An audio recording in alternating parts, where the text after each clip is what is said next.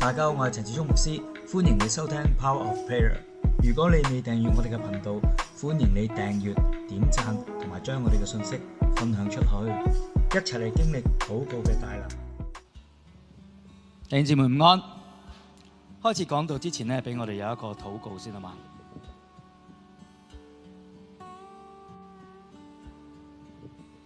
主，我哋多謝你俾我哋今日下午呢個時間，我哋可以翻到嚟你嘅教會當中，我哋一齊敬拜。主啊，求你嚟到幫助我哋，因為當我哋敬拜你嘅時候，我哋唔單止係唱一啲嘅詩歌，我哋更加係透過敬拜嘅時候，呢啲嘅詩歌歌詞幫助緊我哋去禱告。而同時間，我哋喺敬拜過程裏面，主啊，我哋渴想去經歷神你嘅愛。正如我哋今日嘅講道題目所講，我哋面對苦難嘅時候，如果我哋只係好理性地去聽咗一啲嘅道理，可能呢啲道理都唔會對我哋有任何幫助。但係神啊，無論我哋面對任何困難、苦難，你嘅愛、你嘅笑臉都幫助我哋。所以求主幫助我哋，俾我哋去經歷神你嘅大愛，你嘅聖靈帶同上帝嘅愛進入到我哋心裏面。與我哋同在，多謝你聽我哋祈禱，奉耶穌名求，阿門。弟兄姊妹，今日咧要同大家分享嘅題目，正如頭先嘉勒所講咧，就係點樣面對苦難。咁咧今日頭先所大家讀嘅嗰段聖經約伯記嘅第19章25至到27節。咁顧名思義咧，呢段聖經咧係嚟自舊約嘅約伯記。大家有冇睇過約伯記呢卷書啊？有冇睇過啊？冇乜睇過，唔係好多人睇過係咪啊？呢個我自己撳得㗎啦，呢個係啦，未使咁快撳上去住，係啦，係啦。咦，我撳唔到嘅，喂，睇下先。好，我撳到啦 ，OK。其實咧，約伯記呢卷書咧，佢係舊約聖經當中咧，佢係歸類為智慧文學嘅一卷經卷。咁咧，亦都係喺聖經裏面咧，其中一卷最難明嘅書。咁你如果有睇舊約聖經，你會發覺舊約聖經咧有幾卷嘅我哋叫智慧書、智慧文學嘅書嘅，例如有呢個箴言啦，有呢一個嘅傳道書啦，有呢一個嘅約伯記啦。其實呢幾卷書咧，你會發覺咧箴言會好少少啦，比較即係講啲嘢比較直接啲。你會發覺啲咧傳道書同約伯記咧係比較難明㗎，係咪啊？如果你睇過嘅話，你就會知道係咁樣。而約伯記其實佢一路成卷書，佢係問緊一個好重要嘅問題，而呢個問題亦都喺我哋今日嘅香港處境當中，我覺得係亦都非常之重要嘅，亦都好值得我哋今日嚟到去深思。呢個嘅問題就係點解好人同無辜嘅人會受苦？呢個正正就係約伯記佢所提出緊嘅問題。我相信呢，其實係全香港人啦，由11月尾去到而家呢，我諗好多人都會問緊呢個問題，係咪啊？弟兄姊妹，係咪啊？例如即係特別關於到係大埔嘅火災啦，係咪啊？可能好多人都會問呢個問題：點解好人同無辜嘅人會受苦嘅咧？對於呢個嘅問題，約伯記佢提供一個點樣嘅答案呢？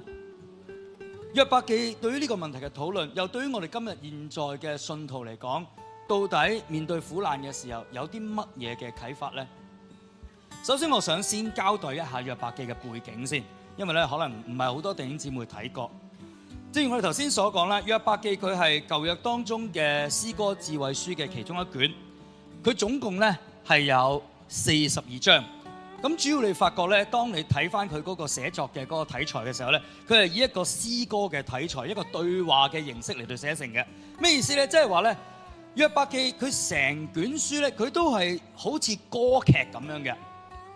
你留意下，佢全部嘅對話咧，嗰啲對白咧，全部都係用一種歌劇嘅形式嚟到寫，即係話咧，佢好似如果你有睇過一啲即係西方嘅歌劇啊 ，opera 有冇人睇過呢啲啊？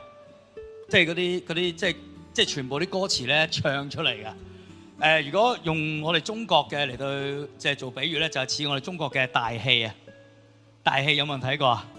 都冇人睇過。早堂可能有人睇過，呢度唔係好多人睇過。上網都有望過大戲係點噶嘛？係咪應該粵劇啊、京劇嗰啲叫大戲啦，係咪？你會發覺佢全部對白係點㗎？唱嘅，全部唱出嚟嘅，係咪啊？約伯記其實佢嘅寫作嘅題材就係咁樣噶啦，佢唔係一個以歷史記述嘅方式嚟寫嘅一卷書。咩係歷史記述咧？如果你睇舊約聖經咧，譬如有士師記啦、呢一個歷代志啦，或者列王記等等，呢啲叫歷史記述。但係咧約伯記佢唔係咁樣，佢係詩歌，佢係全部啲對白係唱嘅。而約伯記嘅作者係邊個咧？冇人知。甚至咧書中裡面記載嗰幾個人物，包括主角約伯啦，你會發覺到呢度咧，佢描述佢係一個咩人啊？佢係咩地方人啊？佢係烏斯人。咁烏斯呢笪地方喺邊咧？冇人知。到底有冇烏斯呢笪地方咧？都冇人知。裏面所描述嘅，除咗係約伯之外，包括咗佢嗰三個嘅朋友，例如提曼人以利法啦、書亞人比勒達啦、拿瑪人所法啦。呢三個人包括埋約伯自己本身，佢都唔係以色列人。咁你會發覺，哇，點解有本咁嘅書存在嘅咧？所以有部分嘅學者咧，佢就會認為咧，約伯記可能，正如我哋頭先所講，佢唔係一個歷史記述，佢可能其實係一個劇本。吓，聖經會擺個劇本入去嘅？係啊，唔出奇噶。而呢個嘅劇本可能就係透過描述住上古時代有幾個人物嘅對話，去探討人生當中點解會面對苦難呢個問題。正如我哋頭先所講啦，雖然約伯記佢係一個可能係一個劇本，但係佢卻被收錄咗喺舊約聖經當中。所以好肯定一樣嘢就係呢一個問題對於人類嚟講係非常重要，亦都係神非常重視。一開始咧，我哋睇一睇啲人物設定先啦。你會發覺一開始咧，約伯記佢話俾我哋聽咧，約伯係一個咩人啊？一個義人。用我哋今日嘅講法就係一個好人，係嘛？仲要好到一個地步咧，聖經形容佢係完全嘅。你喺世界當中揾唔到第二個人有佢咁好嘅。我哋讀一讀呢段聖經好嘛？約伯記第2章第3節，我哋一齊讀，準備1、2、3。耶和華問撒旦：你有沒有注意到我的僕人約伯？世上再也沒有一個人像他那樣完全正直、敬畏神、遠離罪惡。雖然你挑撥我與他作對，無緣無故使他傾家蕩產，他還是堅守自己嘅純全。留意呢段聖經呢，即係當你睇約伯記一開始睇嘅時候，你會發覺好得意嘅，佢係描述到一個好似天庭咁樣嘅景象。然後呢，有一班嘅天使，眾天使就圍繞喺上帝耶和華上帝嘅寶座面前。然後最奇怪嘅就係連撒旦都喺度。咁你話點解撒旦會喺度嘅咧？明明喺天使嘅地方喺天上面，點解撒旦會喺度嘅咧？咁呢個係令到人覺得好奇怪嘅一個問題啦。咁但係其實佢呢個撒旦意思咧，撒旦呢個字本身嘅意思咧，佢唔係解緊魔鬼。撒旦呢個字嘅意思，其實佢係解緊反對者。即係話有個反對者都站喺上帝嘅面前，然後耶和華上帝就問撒旦啦：你有冇睇到我嘅僕人約伯啊？耶和華上帝佢描述約伯係點啊？佢話佢係完全正直、敬畏神、遠離惡事，就算無緣無故傾家蕩產，佢仍然會堅守自己嘅純全嘅一個好人。如果你睇翻聖經，你睇第1章、第2章約伯記，你會發覺約伯點解無緣無故傾家蕩產啊？點解啊？其實係個原因真係都幾慘嘅，佢係幾無辜嘅，純粹係因為上帝容許撒旦試驗佢。即係用我哋作為讀者嘅角度咧，我哋睇呢卷書，我哋就覺得咁即係上帝夾埋撒旦玩佢嘅啫。個情況好似係咁樣。當然啦，約伯自己唔知嘅。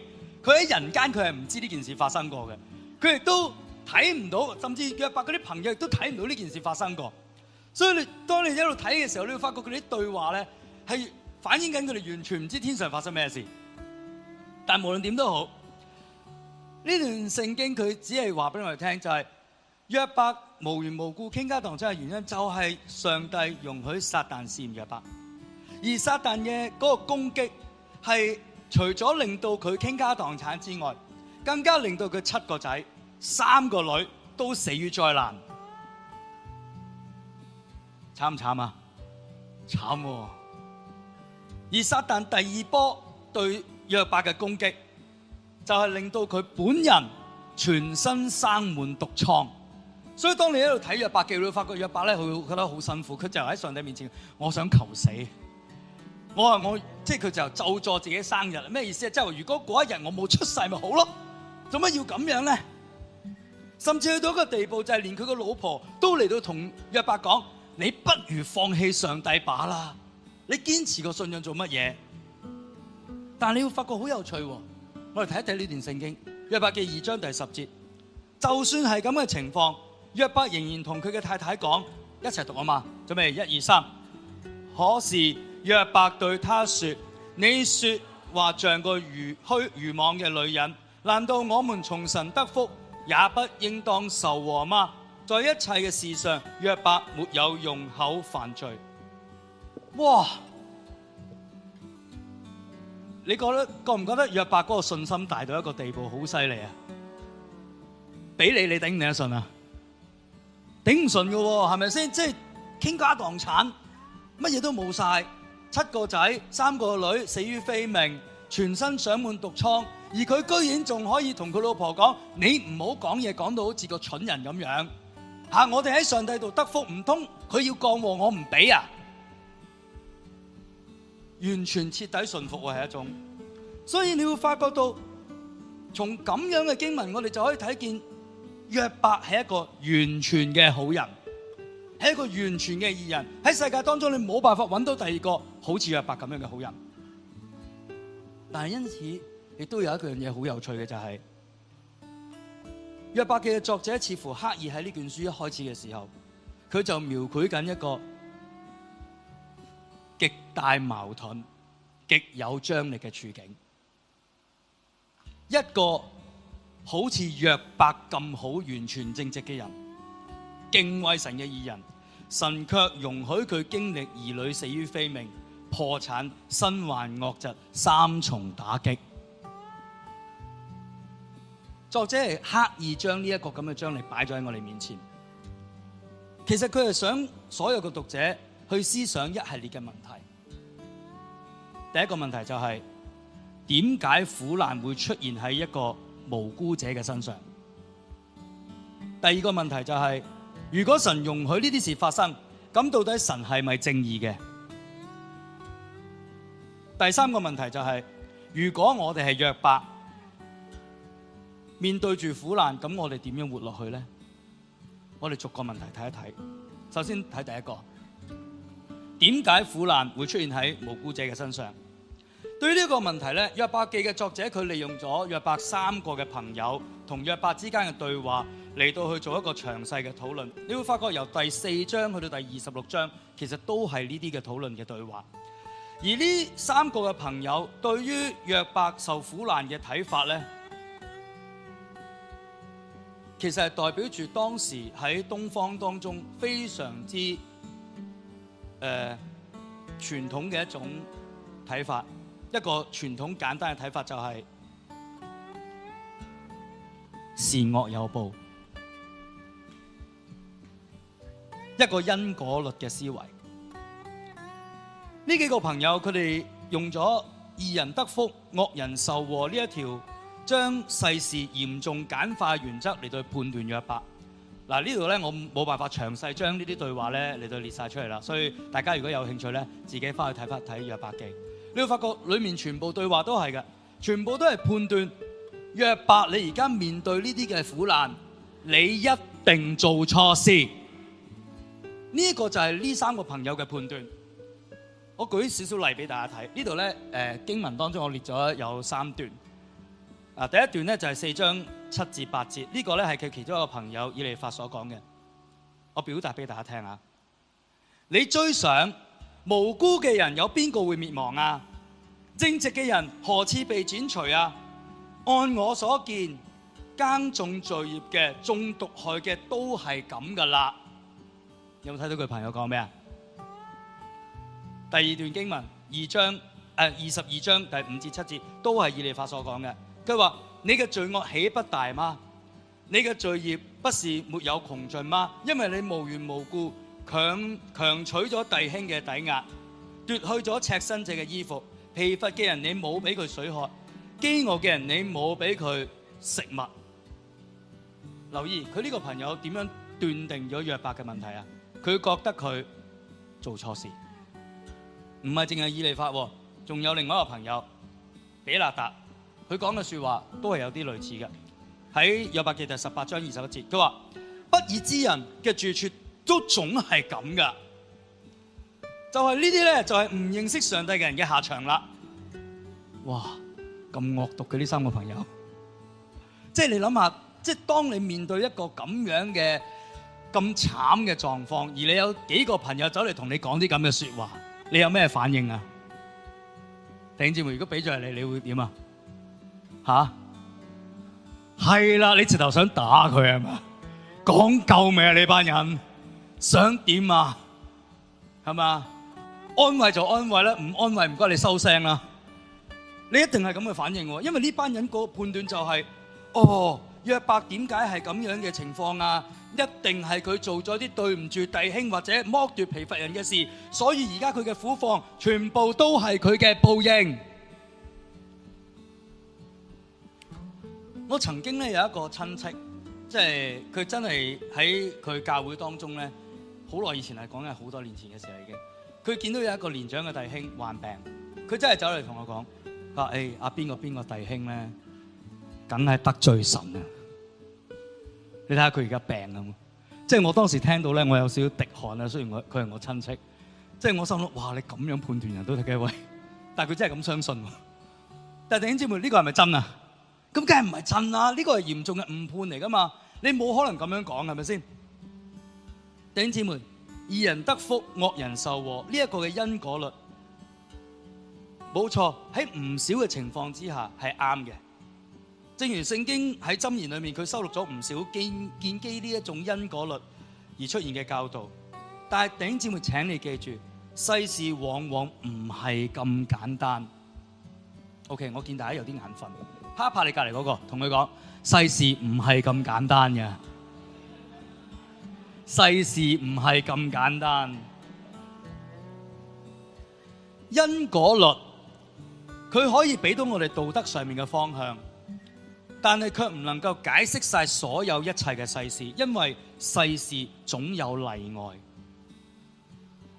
所以苦難嘅出現，點解會出現喺無辜者身上嘅答案，並唔係因為呢啲受難嘅人佢嘅罪惡，並唔係咁樣。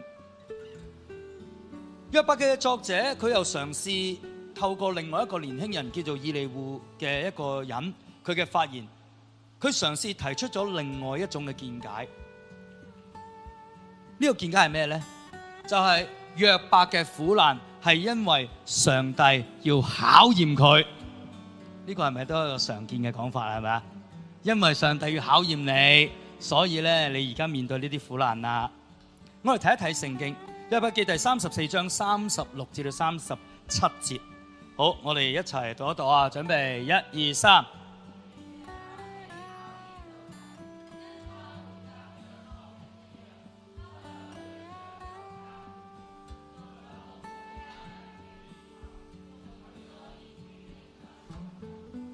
好，唔該晒弟兄姊妹。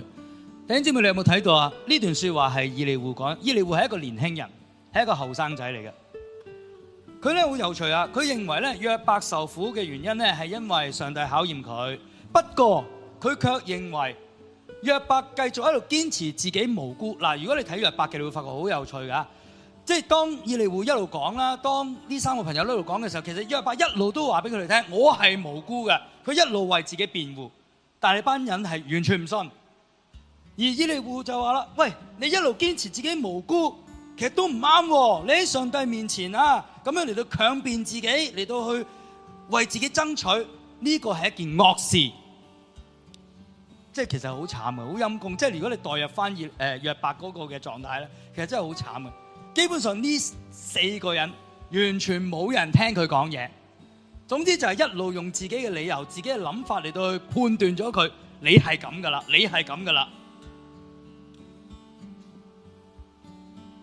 受苦係上帝考驗呢個解釋咧，如果係出於受苦嘅當事人佢自己一個領悟咧，某程度上唔一定有問題。點解咁講咧？因為咧呢一個對於上帝考驗自己嘅信念，如果係正如頭先所講，係出於個當事人自己嘅體會嘅話咧，有機會可以幫助到呢個人咧變得更加有能力，亦都可以有機會令到佢更加有目標去前進，甚至可以幫助到佢咧順利地度過嗰個嘅苦難。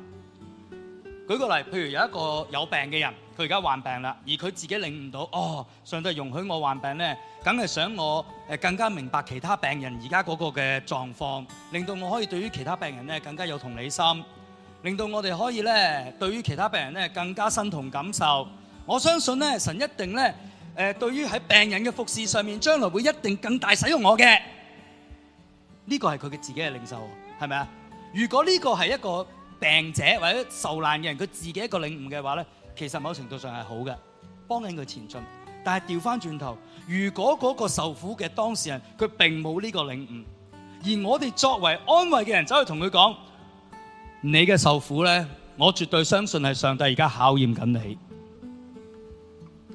OK， 弟兄姊妹，你係受苦嗰個，你聽到嗰個人咁樣嚟安慰你，你會有咩感覺啊？你會覺得呢番安慰，所謂安慰嘅說話非常難聽。你係咪講緊風涼話而家？上帝考驗我，咁上帝考驗我，點解佢唔考驗你啊？點解病嗰個係我？點解病嗰個唔可以係你啊？上帝都可以考驗你噶。弟兄姊妹，你明唔明我咩意思啊？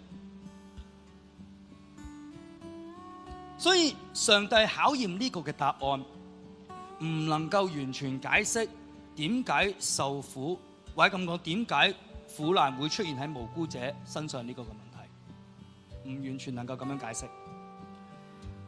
但你會發現到就係當你單純睇翻約伯記嘅時候咧，你會發覺約伯記或者咁講，約伯之所以面對苦難，其實作者一開始嘅時候佢已經俾咗一個非常之簡單嘅理由我哋。個理由就係撒旦喺上帝面前控訴。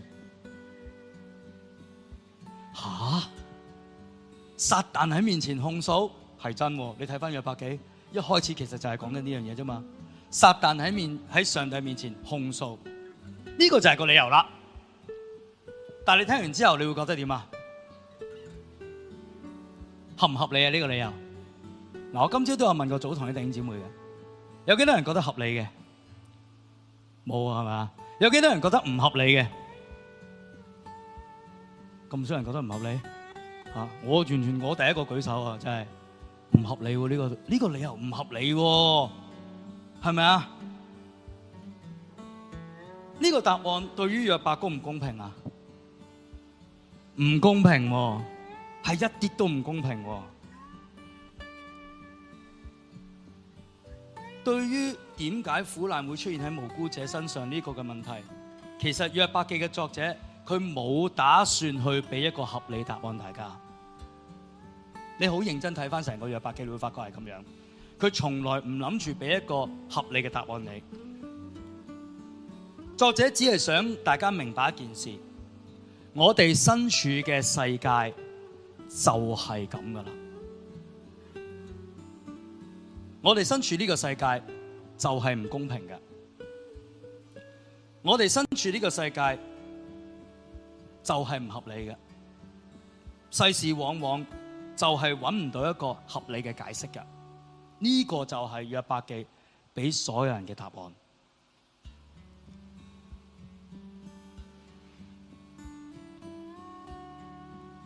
我哋嘅世界係咁嘅，你要明白呢件事，弟兄姊妹。所以約伯記佢作為詩歌智慧書嘅其中一卷，佢俾我哋嘅智慧就係讓我哋明白到我哋所身處緊嘅其實係一個可惡、無理、犯罪嘅現實世界。我哋的確係一個咁嘅世界當中，千祈唔好想象呢個世界好美好。呢個就係佢講嘅智慧。而作者亦都好想話俾大家聽一件事：唔合理係常態嚟嘅。世界本來就係咁。因此引申出第二個好重要嘅問題就係，咁到底神容許呢啲事發生，到底神係咪正義嘅呢？關於上帝係咪正義呢個問題，約伯記嘅作者佢嘗試喺第38章至到第39章當中，佢引述到上帝同約伯之間一個嘅對話嚟到去解答大家。喺經文裏面呢，上帝向約伯提出咗一系列嘅問題，包括咗天上嘅景象啦，例如就係佢問約伯，你係咪知道上帝定出宇宙萬象嘅定律嘅時候，你喺邊度？你知唔知？上帝亦都問約伯，你知唔知道到底地嘅尺寸、海嘅邊界，我定嘅時候係點定？你知唔知？上帝亦都問約伯，就係光明同黑暗嘅居所，天上面嘅所有星宿嘅運行規則，你知唔知？呢段聖經好有意思，約伯記第38章4節，我哋一齊讀下，準備1、2、3。我立大地根基的時候，你在哪裏？你若明白這事，只管說吧。呢句說話係當時約伯一路為自己申辯，想嚟到去企圖喺上帝面前講一個合理嘅解釋，而上帝俾佢嘅答案就係，我立大地根基嘅時候，你喺邊？如果你明白呢一切，你講個答案俾我聽啦。上帝佢只想話俾約伯聽，其實你唔係所有嘢都明白嘅，甚至去到一個地步，約伯記嘅作者佢嚟到去講到，上帝講出咗所有一切動物嗰個嘅生態嘅嗰個特性本能，你係咪明啊？唔明喎。你控唔控制所有控唔控制到所有動物啊？控制唔到喎。甚至咧好有趣啊！佢有一個對話咧，就係上帝引述咗有2隻古代嘅海獸嚟去做例子。呢2隻古代海獸咧，中文聖經冇辦法準確咁樣翻譯到佢個名。一隻嗱，中文聖經只係翻譯做咩啊？河馬，一隻叫河馬，一隻叫做咧力威亞探，有啲中文翻譯叫做鱷魚。咁你係咪真係覺得佢係河馬同鱷魚咧？絕對唔係。大家如果睇一睇呢幅畫。呢幅畫咧係中世紀嗰啲人咧嘗試跟住聖經嗰個描述畫佢出嚟。上面呢隻就係所謂嘅河馬，下面呢隻就係所謂嘅鱷魚。你望下呢隻到底係咪河馬？完全唔係。呢隻係咪鱷魚啊？完全唔係，都唔知咩嚟嘅，係咪啊？其實呢2隻海上巨獸咧，有學者就話咧，相信就係古代近東神話入邊嘅巨獸，而呢2隻巨獸所代表嘅係危險同埋邪惡勢力。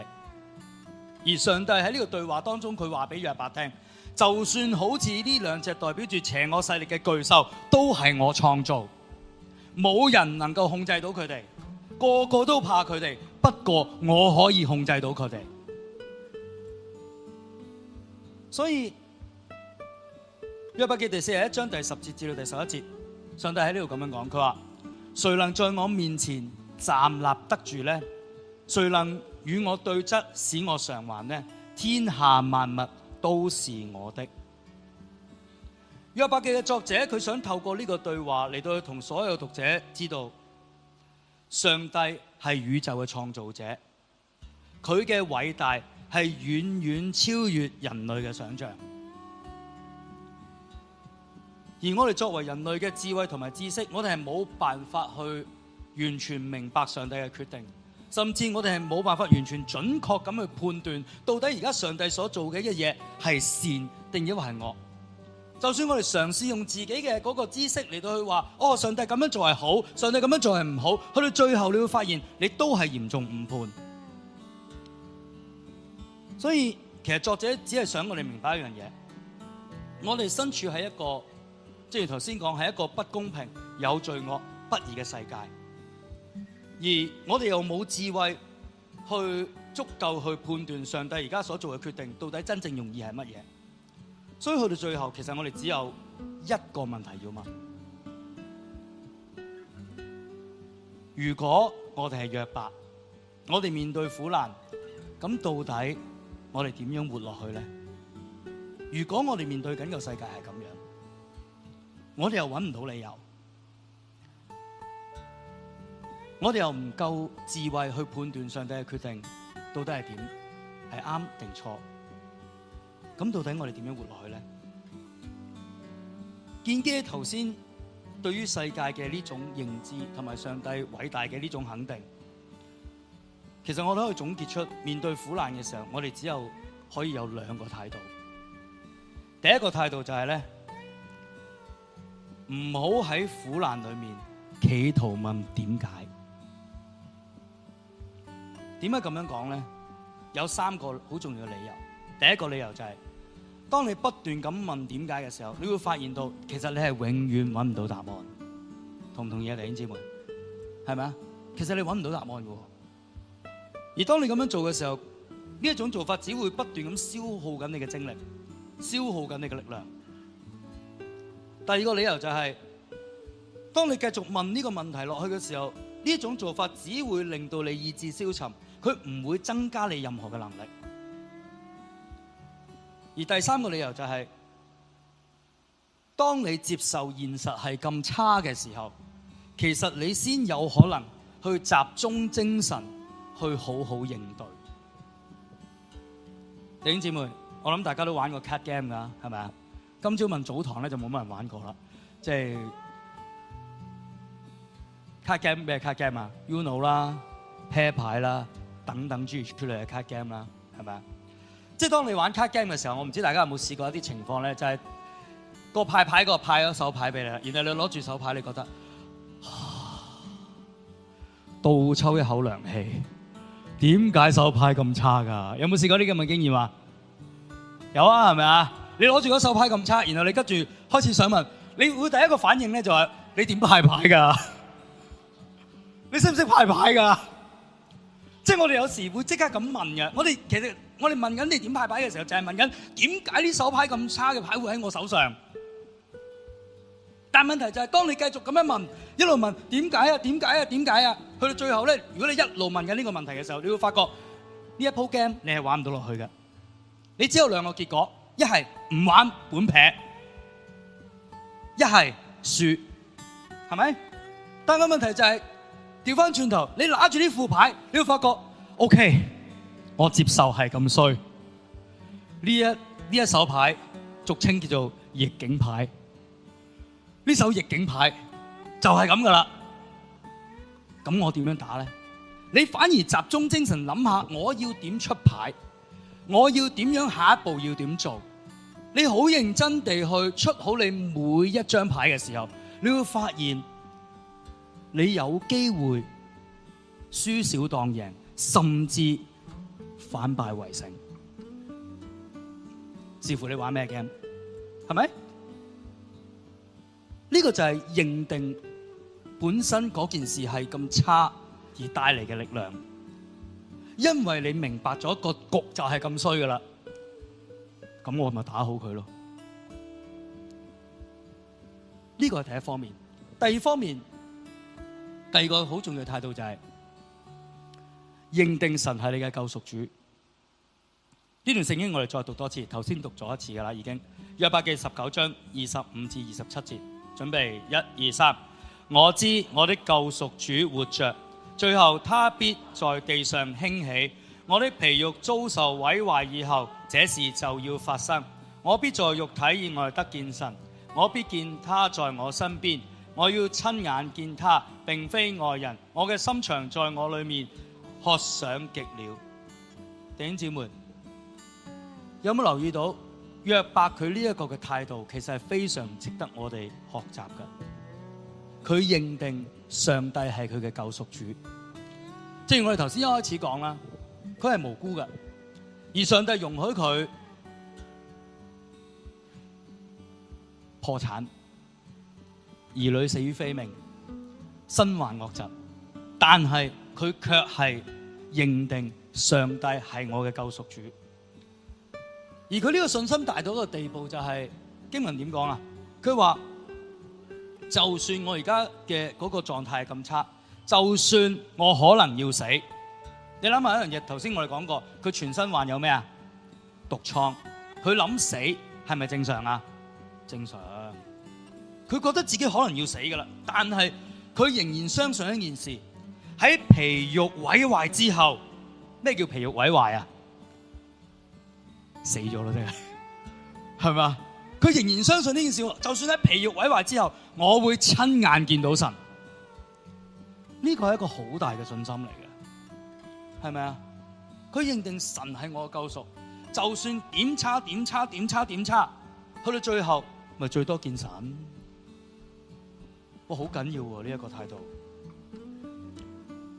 呢個係對神嗰個或者咁講，對神救贖自己一個信心嘅確定，而呢個係十分重要。點解？因為呢個其實就代表住盼望。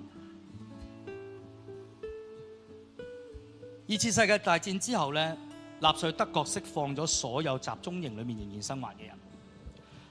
咁咧，有啲嘅學者就嘗試嚟到去訪問呢啲仍然生還嘅人，問下佢哋到底係乜嘢力量令到佢哋可以撐到最後。即係大家如果有睇過呢段歷史，你知道咧，即係當時納粹德國喺集中營裏面咧，嗰個生活係完全地獄嚟嘅。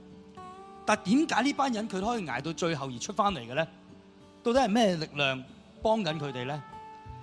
研究嘅學者訪問完呢班人之後，佢哋就發現原來呢一班能夠捱到最後嘅人，佢哋心裏面都會大部分都對住可以出翻去之後要做某件事情存在住一個嘅盼望，例如見翻個女朋友啦，見翻自己老婆啦，見翻屋企人啦，甚至簡單到一個地步就係我想去翻邊間餐廳食翻餐好嘅，就係咁簡單。但係呢啲係咩嚟㗎？呢啲都係盼望。就因為呢一種盼望，幫助咗呢一班人能夠忍受集中營裏面呢種地獄般嘅生活。所以弟兄姊妹，認定神係你嘅救贖主，呢一個盼望係可以幫助到你喺苦難當中得到一份力量，令到你可以忍受苦難，並且可以呢一個力量甚至去到一個地步可以幫助你順利過渡呢次嘅苦難。當然，如果你睇約伯記咧，你會發覺去到最後咧，約伯記作者係俾咗我哋一個 happy ending 嘅，係咪啊？個 happy ending 係點啊？約伯重新得翻佢所有嘅嘢，係嘛？啲仔女死咗，再生過。但係問題就係，當然啦，我哋而家聽咧，你會覺得嚇，你會接受唔到嘅。嗱，姑勿論佢呢個嘅答案合理唔合理，唔好理佢住。但係起碼約伯記嘅作者想嘗試喺一個咁差嘅狀況之下，俾翻我哋一個 happy ending。但係現實就係，人生係咪個個都可以 happy ending 咧？唔一定。但係姑勿論點都好，約伯記嘅作者佢想話俾我哋聽一樣嘢。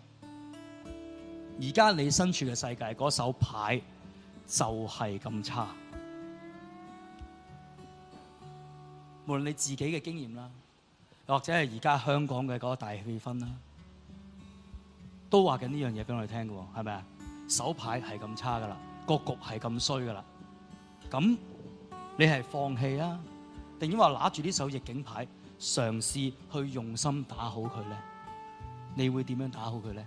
呢個就係約伯記嘗試想俾我哋嘅答案，而呢個問題冇人俾到你答案嘅，你自己諗。我哋一齊祈禱。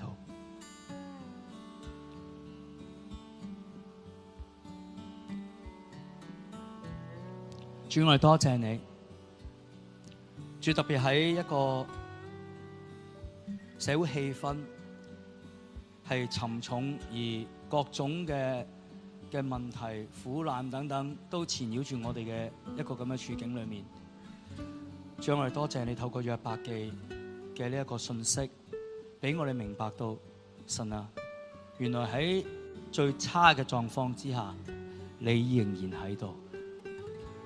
雖然好多嘅問題、好多嘅苦難，我哋未必明白嗰個原因係點樣，甚至我哋都冇辦法揾到個合理答案。但係神啊，你仍然喺度。所以主啊，求你嘅聖靈嚟幫助我哋，俾我哋得着聖經所講嘅呢一種能夠接受世界就係一個咁樣嘅局面嘅一種智慧，至到喺身處一個咁樣嘅逆境裏面，我哋更加俾心機嘅去行好我哋每一步，去過好我哋嘅生活。而更加重要嘅就係喺個過程當中，主啊，我哋認定你係我哋嘅救贖。因為就算喺好差嘅情況之下，你仍然看顧，你仍然會俾我哋一條出路。正如新約聖經所講，人所受嘅試探無非係我哋所能夠承受嘅，因為神總會喺各種嘅呢啲試煉當中為我哋開出一條嘅出路。我哋相信呢件事，所以求主幫助我哋，俾我哋努力過好我哋嘅生活，努力去做人，努力嘅去榮耀你，努力嘅去活好我哋今天。多謝你聽我哋祈禱，奉我哋救主耶穌基督聖名祈求，阿門。